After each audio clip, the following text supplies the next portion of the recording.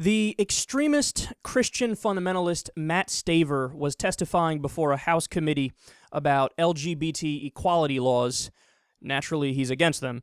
And Representative Gerald Nadler is going to grill him and deconstruct his argument perfectly to the point where I don't even think Staver realizes it, but at the end, he admits that he's wrong. So this is fascinating. So here it is, and the argument is about if rejecting gay people from a business because they're gay is protected by religious freedom. The gay marriage, is that correct? Correct. Would it be an equal limitation, his religious belief, if he said, I don't want to go to a wedding of black people? I want to discriminate against black people? Would that be would the government saying you can't do that be a violation of his religious freedom? I think that's fundamentally different. Why? She's not saying she doesn't want to photograph a wedding where there's people who are gay and lesbian. She's saying she doesn't want to photograph a celebration of same-sex unions. Well, and if her religious belief said, I don't want to celebrate a celebration of black unions because I think black people shouldn't get married. That's my religion.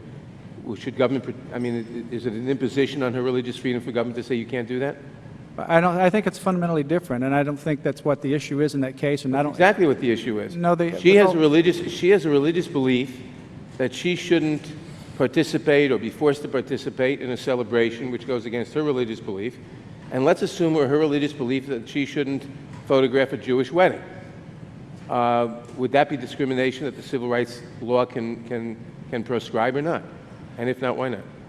I think it would be something that she wouldn't object to, first of all. Secondly, somebody with some religious belief might object. I'm not saying that your client or your friend or whoever she is, let's assume that someone had such a religious belief, that it's a violation of her religious belief to be forced professionally, because she's a photographer, to photograph a Jewish wedding or a Muslim wedding or whatever. And the government says that's discrimination, you can't do that. Is the government being improper and by limiting her religious freedom in that case?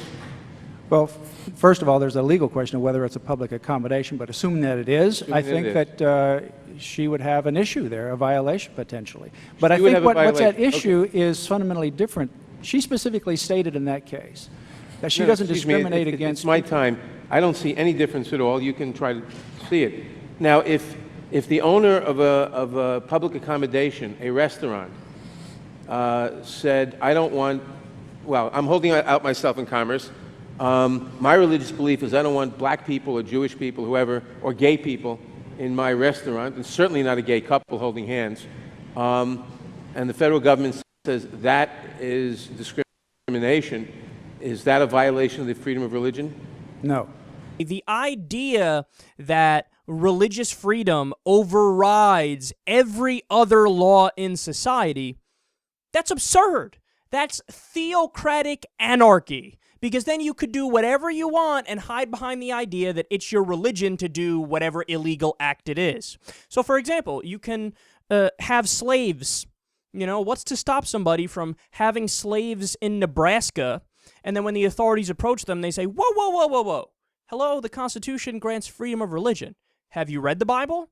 There are plenty of passages that say not only is slavery right and just and moral, but it's moral for the slave to fully submit to their master, even if it's the most brutal and harsh master imaginable. Okay? That's in the Bible. So if somebody truly believes the Bible, they're a Bible literalist. Look, that's part of their religious freedom, right? Hey, I believe the Bible, I'm implementing it. So if you tell me I'm wrong and I can't have a slave, well, you're encroaching upon my religious freedom. Now, here's the thing. We all know that that argument doesn't carry water and it's ridiculous. And any normal person would go, holy shit, that's a stupid point. I can't believe you're hiding behind religion to justify slavery. But guess what? That's one of the things that happened in the past in the United States of America. People did use that argument. That, look, the Bible's in favor of slavery, and if it's good enough for the Bible, it's good enough for me. People can say anything. Well, my religious beliefs say we're not going to interracial marry anybody. So is that legal? Is it legal for anybody at a courthouse or at a church to say, well, we don't marry interracial people? Sorry, No interracial marriages. No, that would violate discrimination laws. Or how about I own a store, and if anybody comes into my store and they've ever cut their hair or shaved their face as a man, I'm not going to serve you. Because in the Bible, it's an abomination to shave your face and cut your hair. Now, of course, that store is going to go out of business in roughly 4.5 minutes because mostly everybody today shaves and cuts their hair.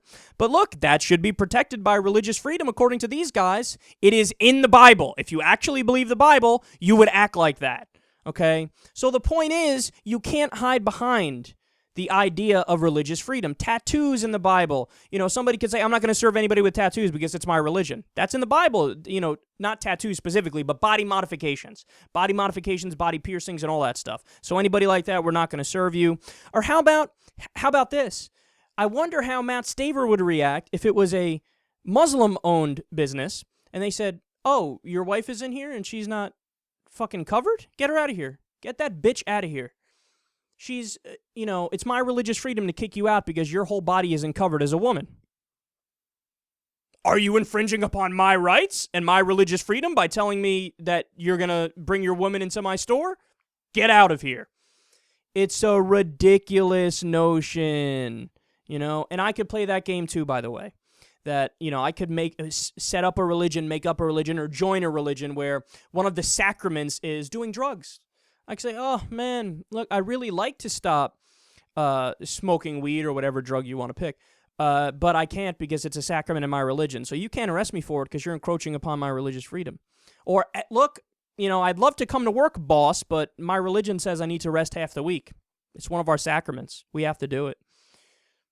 See, we could all play this game, and we're setting up a theocratic anarchy system if we act like this. So let's not act like this. Just like we tell people that, hey, you can't slaughter goats in your front yard. It's against FDA regulations and you could spread disease, and we don't care if it's part of your Santeria ceremony. It doesn't matter. You're not allowed to do it. Just like we tell people that, at the same time, we also tell people, hey, dipshit, you can't arbitrarily discriminate even if it is based on your religion. So you can't tell a woman you're not going to serve her. You can't tell a black person you're not going to serve him or her. And you can't tell a gay person, get out of here simply because you're gay. So, of course, discrimination laws should protect the LGBT community. It's beyond a no-brainer.